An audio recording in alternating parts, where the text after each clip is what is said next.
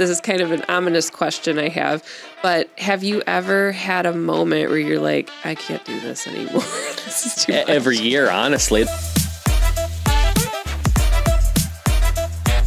Hey there. Thank you so much for tuning in to another episode of Bleep the Budget. I am your host, Senior Community Relations Specialist of Forefront Credit Union, Meghan McDonald. Thank you so much for joining us. Okay, beer, wine, snow, flapjacks, flannel, music. It all sounds like a super great, awesome time. A festival that includes all of those things, actually several festivals, but what we don't really think about is all of the budgeting and the planning that takes place to put festivals like this on. So here to tell us all about that, a man who wears a lot of hats. He really doesn't need much of an introduction, wears a ton of hats in the Northern Michigan community, but for the sake of time, we're sticking with the festival mastermind hat. Mr. Troy Daly, one of the leaders behind Suds and Snow and Flapjacks and Flannel. Hello. Hello, Troy. Welcome. Thank you so much for having me. Yes, of course. Thank you for coming on. We really appreciate it. You're a super busy guy. Yeah, I got a lot going on. You do. But today we're going to stick with just the festival. Awesome. So, love it. Let's just hit the ground running. You know, when people think about and go to festivals like this, again, they're thinking beer, wine, fun, what they're going to wear to the festival. They're not thinking about budgets or risk. Right. So I want to start with, when you first started, did you think that this would actually make some money, these festivals, or did you just hope that you wouldn't lose money? I think definitely both. However, me and the other two guys I do this with wanted to really make sure we were just creating something cool in the community. There was a need for it. All my other businesses also are just like, we want to create cool things in our area for our locals to do. And if it succeeds, keep doing it.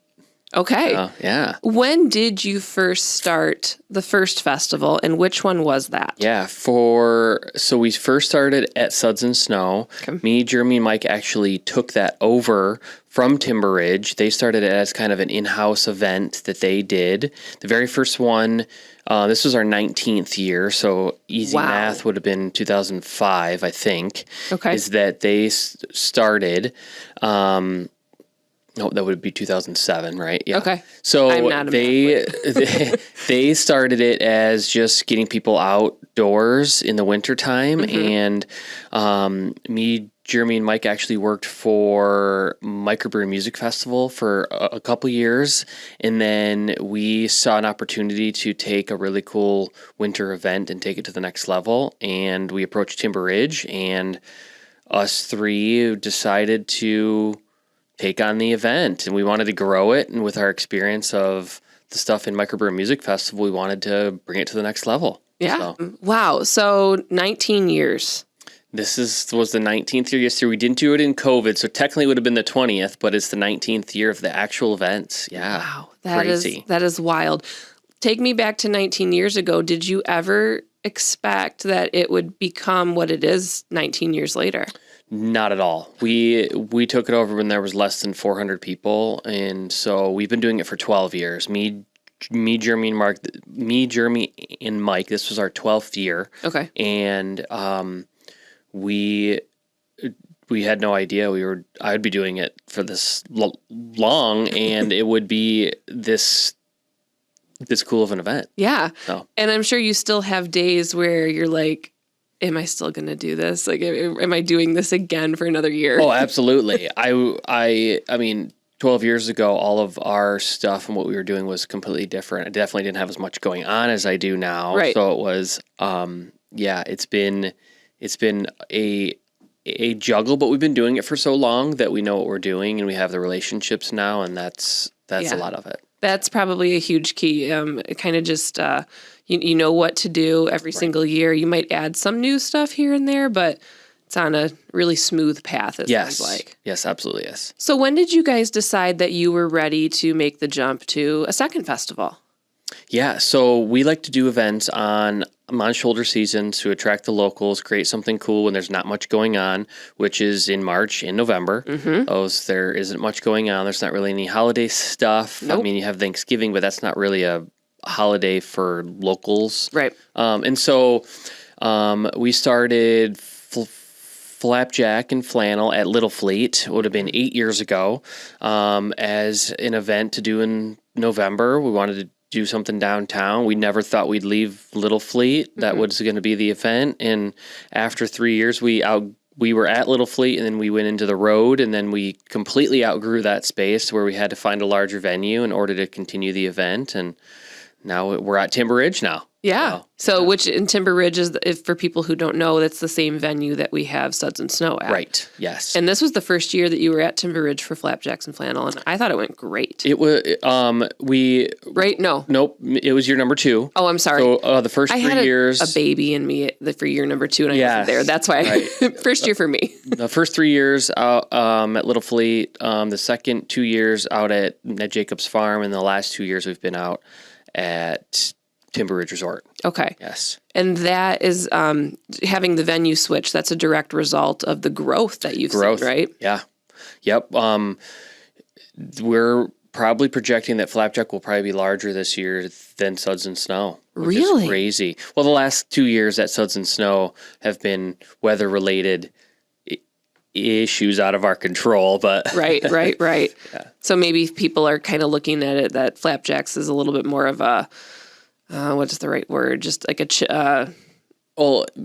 family friendly. That is true. So at Suds and Snow, it's always been the ultimate party in the woods, which Yes. is 21 and older. Right. It's in the middle of the woods. It's a little bit, it's more for adults. Yeah, sure. The whole Flapjack, we really are gearing around the whole family and kids and the Lumberjack show, and really making it more of a family event. Yeah. Yeah. I'm a fall girl, so for no other reason, I just love the idea of wearing warm, cozy flannel and, getting that mulled cider that you guys have out there often. And absolutely. That's definitely my favorite one. But Suds and Snow, I mean, it's a good time. Oh, yeah. They're both good times. Yes. Just very different vibes. So Absolutely. you guys are doing cool stuff. There was a point, too, where you had a third festival you worked in, right? Yeah, we did try. We were trying a June event. Everyone wanted more of like a warmer time event. So we tried to do like the Father's Day weekend. It was the weekend after school got out, hoping that we could kind of do like a kickoff to kids out of school in summer. And we tested that for a few years, and just there's a lot going on. Yeah. And like whole summer events, it's hit or miss. Yeah. And we tried it for 3 years and it didn't work, and so just decided not to continue it. What do you think didn't work about that other event? I think there's just a lot going on in June, July, and August. There's just a lot going on, and you're competing with so many different things. And I mean, like that weekend now this year's M22 Challenge. I know Leland Wine Festival. Yes. And then there's a couple other events that aren't coming in my mind that are that exact same weekend. And so we were competing with all these other events that happen on the same weekend, and there's just like every weekend in June, July, and August, there's multiple events going on, so it's so hard to compete. Was that a tough decision to take a step back and say, this one's not going to work, let's focus on the two that we know work? Yes, I think adding events in shoulder season is a really good idea because you're not competing, people are looking for things to do, and it's just something really cool for the area. Yeah. I agree, it's awesome. So taking me back to the first year that you guys did Suds and Snow, which year did you say that was? 13, because we did it, so it would have been whatever 13 years ago was. So all right, well, it doesn't. It's 2013. Yeah. Okay. Yeah, we'll go with that. Yeah. Yeah, I think that is right. Yeah. Did you guys have to put your own money into keeping that going? Because I don't want to say off the ground, because it sounds like Timber Ridge, which I didn't realize was already putting the festival on to some degree. But to keep it going and do what you wanted to do with it, did you guys have to put your own money into it? Yeah, there is a lot of risk with events, right? There's a lot of upfront costs, and there's a lot of hope that people will buy tickets and people will come, and that the weather aligns, and you don't go over budget and all these things. So yes, for the first few years, we were putting our own money and time and labor, energy into it to make sure it was going to be worth it. Yeah. What was that first big check that you had to write where you're like, okay, we're doing this? Yeah. I mean, well, the alcohol is a really big expense. It's a really big, we are a nonprofit, so we do take on the responsibility of purchasing everything and reselling it. And that's the number one form of revenue for the event. So purchasing all that alcohol, I mean, it's tens of thousands of dollars, and then you have to resell that, and hopefully people are liking what you're serving, and that people are actually drinking it too. So, So you have to decide for every brewery or winery or distillery that is there, you have to decide what they're each going to be serving, and then you purchase that stuff, that supply from them initially. And that's so a lot of pressure. It's a lot. And I mean, each brewery, we had 23 this year, and each of them are bringing 3 to 5 different kinds of things. So if you do rough math, there's over 100 different options at these events that we have to cost for and understand what our costs are, and can deposits and oh my gosh, I keg didn't even think about that. and all those things where it's a really big risk. So Did you guys have to set a budget, or were you more just figuring it out as you went? We have it pretty dialed in now, after as long as we have been doing it, to really understand how many people, what's the average of that people actually drink, and what we need to actually get for the event. Sure. So we can change that up all with algorithm and crazy spreadsheet that we have to understand what we can do, because it's our largest expense. So we can add breweries or reduce them, but then that depends on what we need to increase or decrease for our product mix, and understanding, because there's been a huge shift in what people are drinking too over the last 12 years. It was really heavy when we began on beer, craft beer, IPAs, you know, those heavier beers. Now people are drinking cocktails and wine and more sweeter and seltzer type things versus, you know, the heavy beers. So we've increased our wine and our cocktail and other variety of options because of that.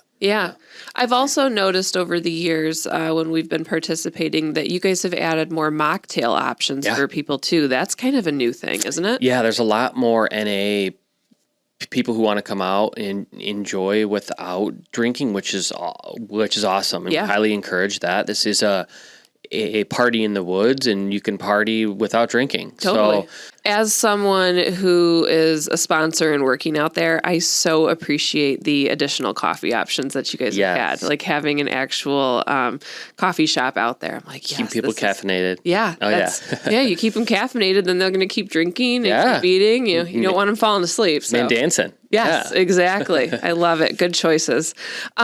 So alcohol is the most expensive thing that you guys are writing a check for. You said tens of thousands of dollars. What would you say is that second tier expense for you guys? What has become a larger expense is shuttling. Because we know we want to encourage people, obviously, to come out into the event. There is drinking at the event. There's over 100 different kinds of options to drink, as discussed. And we want people to make it to and from their destination and all safely. So our shuttling is a huge responsibility that we take really, really seriously. And so you can leave your car at Timber Ridge. You can leave it there overnight. You can hop on a shuttle if you want to ride there and back, or just back. And that comes from Old Town, so right downtown. And we spend a lot of money on that to provide that as a free option to all of our people. And are you still the owner of... the name is escaping me right now. Brew Bus. The Brew Bus. Is that still you? We just do hotel shuttle, but we do outsource our shuttling to Blue Lakes by the Bay. Because they have the very large shuttles. And the larger the better, to haul lots of people. We actually, this year we had a lot more shuttles than we ever had. Our attendance was a little lower because of the weather. And we had more people on shuttles than we've ever had. So our shuttle capacity and need continues to increase every year. Which is a good thing. That's a great thing, because people are being responsible. Can I ask like a rough estimate this year? You know, what are you guys spending on shuttle service? We spent over $8,000 this year on shuttle. On shuttle service. And rough idea of how many people you guys are shuttling? Each bus fits about 56 people. We have 3 of those. We had a 34 passenger, and then we had 2 brew buses at 14 passengers each, and they're continuously looping. So I would estimate that over half of our attendees were on the shuttle. Wow. Yeah. How many did we have at Suds and Snow this year? This year we had just over 1,500. Wow. Yeah. It's awesome. That is a party in the woods. It is. And you guys do the shuttles for Flapjacks too, right? We do. Yeah. Yep. Awesome. Yeah. Troy, was there ever a moment early on where you thought, this might not actually financially work? Yes. So there was a lot of times people really, they don't make their decision right away, even with our advertising and marketing efforts that we do months in advance. Our ticket sales have to be able to pay for all of our infrastructure and tents and electricity and everything we need to haul out there. And so we have to have ticket sales in order to do that. And so it's scary because people want to wait till the last minute to understand what the weather's doing, who they're going with, all of those things. So it's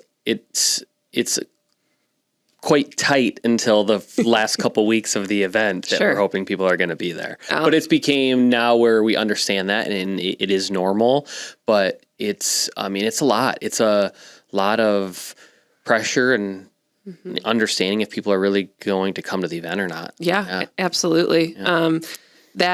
And you've done things over the years to kind of help convince people to buy their tickets a little earlier, right? Yeah. So we have early bird tickets. You get in an hour early. You get an extra free cup, like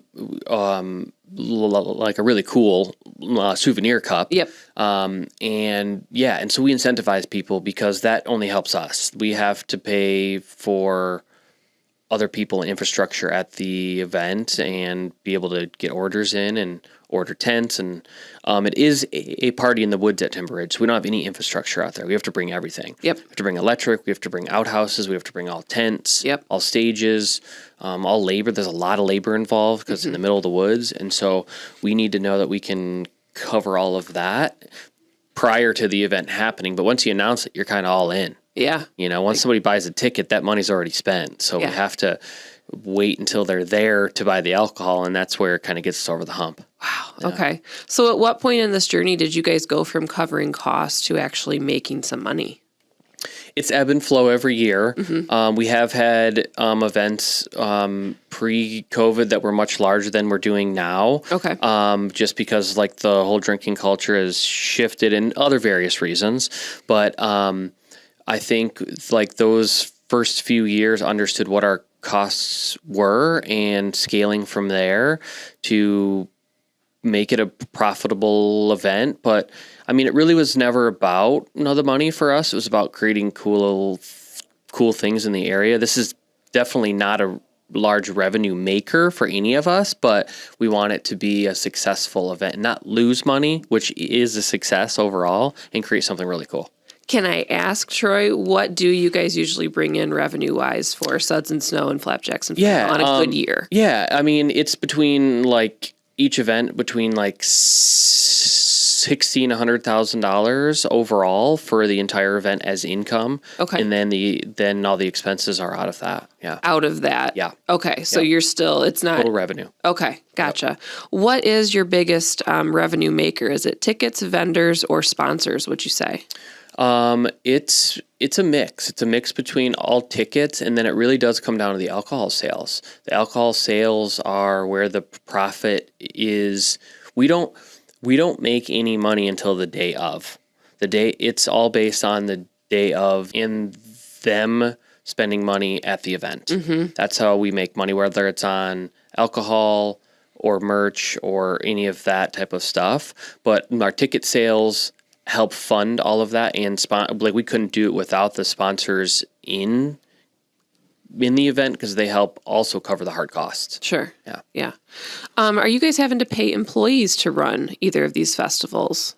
Yes, we do pay a lot of employees and people. We did start off 12 years ago with like an only volunteer model because that's the only way we could afford to do the event. Sure. Is let's ask everybody, my mom and dad, and everyone's mom and dads, and let's make this event happen. And over the years, it's not the easiest to get all volunteers, and this requires a lot, like over 100 volunteers to make it happen. Wow. So we have broken that off to be able to pay a lot of people, but we also still have a lot of volunteers, all the people that are pouring beer, which is almost 100 people, and then other volunteers for various, but we do pay a lot of people as well. I would say over 40 people are paid, whether it's even like $100 or whatever, because we want to make sure that it's sustainable and everybody's getting a little bit. Yeah. And I think even the volunteers, they always seem like they're in such a good mood. They're having fun. Yeah. Like back there pouring and mingling with everybody. Absolutely. Is there a way, if people are listening, that they can get involved to be a volunteer at the next one? Yes, so they can get on to our websites. We have email addresses on both, on tcsudsandsnow.com and Flapjack and flannelfestival.com. You can just go there and fill out, and we will contact you if you're interested. Cool. Yeah. Awesome. And some of the stuff that they get to do as a volunteer, obviously you said pouring. There's other things though, right? Oh yeah, there's a whole bunch of stuff. Registration and setup and tear down. You can go to the event and do stuff before the event or after the event. So easy way to earn free tickets, free food, sweet, and access to the event. Yeah, you do always feed us well. So if that's not incentive enough, very important. Yes, it is important. Yeah, full volunteers are happy volunteers. Yes, exactly. What do you think, Troy, is the most underrated revenue stream that people don't think about with festivals like this? Underrated. I think merchandise is a big one. I think that, people want to remember what they did and have fun doing it. Mm-hmm. And we partner with Forward Inking on all of the merchandise there. Those guys do a great job. They do. And that is one that people don't really think about because you don't know until you get there, and then you want something. Yeah. I have a Flapjack and Flannel hoodie from a few years ago, and it is truly, truly the best hoodie that I own. The quality, incredible. It's so cozy. I love the logo. It's just, it's my favorite hoodie. I actually thought I ruined it once. I had like red stains on it from washing it accidentally with something red, but it came right out. But I was super upset. That's how much I love this hoodie. Well, and that is huge because that right there is the hidden marketing, right? Because you have that on, and hundreds of people do. Where's that event? Yeah. Tell me more. Yeah. Now we've already spread the word and hopefully got another person at the event. Yep. I am spreading the word for you guys. Perfect. Don't you worry. How important are sponsors, would you say, to make both Flapjacks and Flannel and Suds and Snow viable? Sponsors are massive. They help us cover our hard costs because without them, we would not have profitable events at the end of the day. So being able to have sponsors and partner with the local community is massive, and we wouldn't be able to have these events without them. Yeah. How many sponsors do you guys have, would you say? It changes every year. We try to increase that every year to really to make sure, because our costs constantly increase with more people, there is more cost. So every year it really depends, but over 20. Wow. For each event. Yeah. At Suds and Snow, I know it was like over 25 this year. Yeah. That's great. I mean, everyone's doing everything from like wood delivery to shuttles to our signage to our merchandise, all of that stuff. There's a whole bunch of different things. Yeah, that's awesome. It takes a village for sure. Absolutely. As these both have grown, what has gotten more expensive than what you maybe expected it to be? I think what comes to mind, we've already been chatting about it, is our shuttle service. Okay. This was our largest need this year, and lower attendance than in the past. And that just shows a huge need of, we're over $8,000 in shuttles, which we never expected to be. And so it's a great problem to have, but it is a high expense. Okay. No, that's, I mean, again, like you said, people are wanting to be responsible, and that's a Right. good thing. So absolutely. we definitely want them coming and being responsible when they leave, for sure. Yeah. So talking about attendance and people actually coming to these, how do you guys price tickets? How do you make those decisions of not pricing people out, but you also want to make a little bit? Yeah. We really look now that we've been doing this so long, we understand kind of our hard costs per head, and we really want to make it as affordable as we can and get people to the event. And so we haven't raised our ticket prices, I think, for the last 5 years, really since COVID, really to keep it, to really drive the attendance up and keep it that way. And so it's a game, though. It's definitely hard to understand what people can and will pay and where they see the added value. Mm-hmm. Yeah. And probably also a balancing act of making sure that they get that value. Are you guys having to make changes to make sure you're, driving people back every year? Yes. Yeah. We definitely want to keep people there, especially the people that aren't drinking. And we want to encourage, that you don't have to drink. So adding all the NA options is a cost and a risk, but it's all added value, and we want to make sure that we're creating things for people to do besides drink, and that's it. Yeah. Now, these are both outdoor festivals. Not much infrastructure, especially with Suds and Snow. There's none. I think there's a little bit of infrastructure now with Flapjacks and Flannel. Do you build buffers in for weather-related things each year? Are you like, okay, if the weather completely shuts this down, how are we going to be okay? Yeah. It's kind of impossible to do that. Honestly, there's a lot of hoping that the weather cooperates. Yeah. We've had some pretty intense ones over the last years. I mean, even the last 2 years. I mean, 2 years ago, it was 12 degrees and bitter, freezing cold. Yeah. And this year we had rain and slush and it wasn't ideal either. So No. we've also had years where it's 50 degrees and it's beautiful and sunshine, and There's we snow. have had it all. Yeah. So, and we just, what this event is and what these events are, they are outdoor events, and people have gathered dress appropriately, and people still come out and really enjoy themselves. That's great. Yeah. They're kind of crazy, I would say sometimes, Absolutely. but we want them there. So Absolutely. But that's what we want. And even this year with all the rain, people were wearing rain jackets and dressed for the weather. Yeah. They wanted to be there. Forward Inking, awesome. Yeah. Forward Inking, I think, was selling ponchos, weren't they? Had ponchos there. So yeah, great. And yeah, I appreciate all the people for still coming out. Yeah, absolutely. It was a good time. Have you ever lost money on one of these for weather or another reason? Yes and no. This is more of a passion to create something cool in the community. So we make sure that all of our costs and everything are handled. So there hasn't been an event where we've had to directly pay in, but there has been many events where we have not paid ourselves. Yeah. And that's okay, because like I said, it's more than just we've been doing it for a long time, that we want to make really something cool for our area. Well, in you saying that, this is kind of an ominous question I have, but have you ever had a moment where you're like, I can't do this anymore?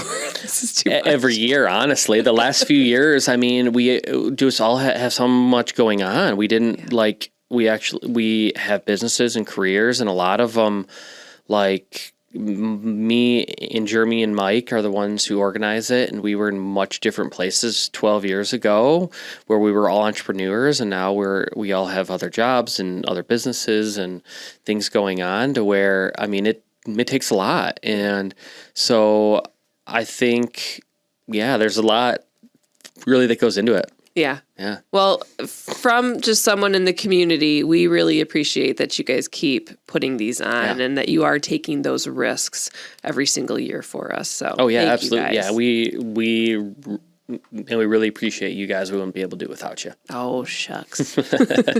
No problem. It's honestly one of our best sponsorships. You guys are the ultimate partners to work with for this stuff. So love it. Good. Okay. We're going to go into the Money Minute section. This is where I ask you some quick, fast-paced questions. I just want you to answer with the very first thing that comes to mind. Okay. Here we go. For someone who is listening and they're thinking, I think I want to try to start something like this in my community. What is one cost that people always underestimate? Hard costs, just the overhead, really understanding what it takes to put it on and like the hard factual numbers. And remind us one more time too, sidebar, that hard number to put on, let's say, Suds and Snow, would you say? What do you think it does overall cost? It's hard because it really depends on the year. Sure. But there's a lot of infrastructure. So, our hard cost is over $50,000. Okay. Yeah. And you're attracting roughly 1,500 to 2,000 people for an event like that. So, Okay, that gives us a good perspective. Yeah. What is one way to make money with a festival like these that maybe someone doesn't initially think about? Yes, added value. What can people add on, do, like incentivizing them to basically for any sort of upsell? Okay. Is there anything that you want to mention that you've done with Flapjacks and Flannel and Suds and Snow that would cover kind of that added value? So really people want added value. They want like a VIP area, a VIP type of experience where they're going to get in early. They're going to get a catered experience. They're going to get extra food, extra music, heated tent, their own tables. All of that stuff is low cost, high value. Awesome. Great answer. What is the biggest financial mistake to avoid?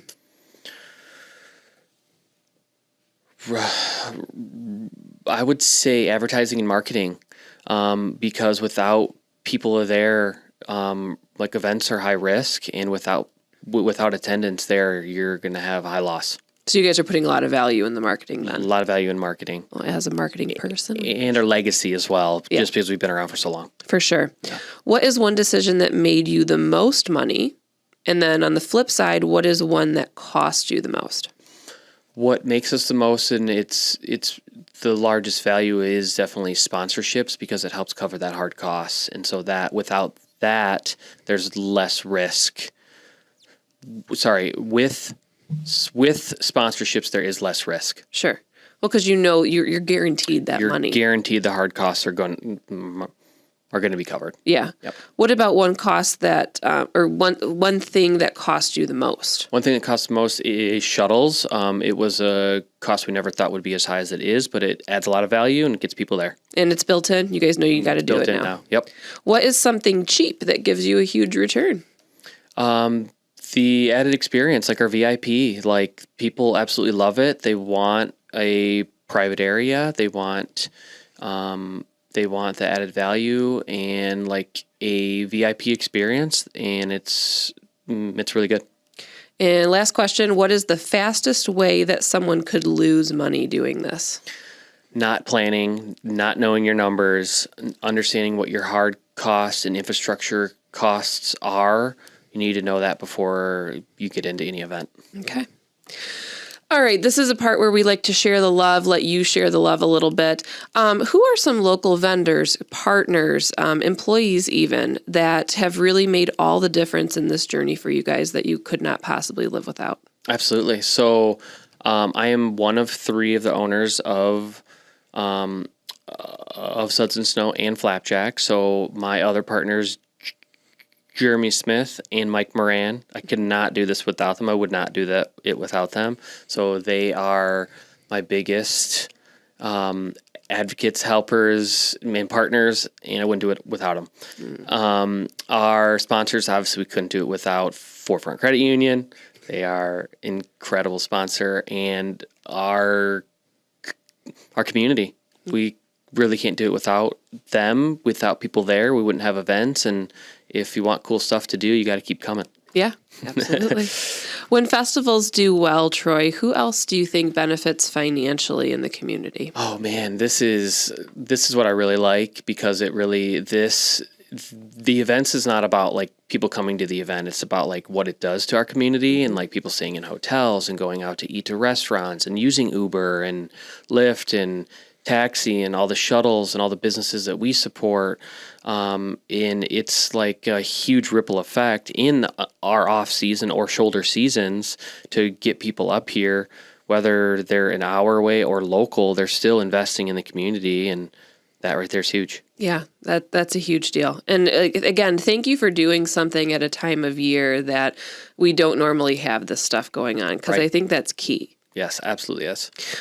Troy, where can people go to support, attend, or get involved with Flapjacks and Flannel or Suds and Snow? Please check out our websites. Our websites are tcsudsandsnow.com and flapjackandflannelfestival.com. It's a long URL, but that's okay. Got to get it all spelled out. It's long, but it's worth it, right? Yes. Okay. Since Flapjacks and Flannel is next coming up this year, Yep. Beer, wine, pancakes, music, flannel. Give me your 10-second pitch of why people should come. Flapjack and Flannel is a family event that is unique, and you can eat, drink, play, listen to a lumberjack show and live music, have NA, and all family friendly, and it's a wonderful event for everyone. All right. Yeah. Can I ask, I feel like I've asked you guys this before, and I know some things are secretive, but what do you think is in the future for Flapjacks and Flannel and Suds and Snow? Flapjack and Flannel, we are potentially looking at maybe an October date to make the weather a little bit more favorable and have that more of a fall feel versus winter fall feel. Sure. So hoping to do that, which I know will increase our attendance. Yeah. Also, and then that's probably the biggest one. Okay. As of now. All right. Yeah. That's exciting stuff. Yeah. Well, Troy, again, thank you so much for making time for us coming on the show. I know you are super busy, and we're going to get you back on the show at some point to pick your brain about all these other cool things that you do in our community. Thank you so much for having me. And thank you and your team, Mike and Jeremy, for continuing to put these on. We would not have this cool stuff without you guys, so thank you. Thank you. All right. And thank you so much for tuning in to another episode of Bleep the Budget. Catch us anywhere that you like to listen to your podcast or view them, and give us a like and a follow. Thanks so much.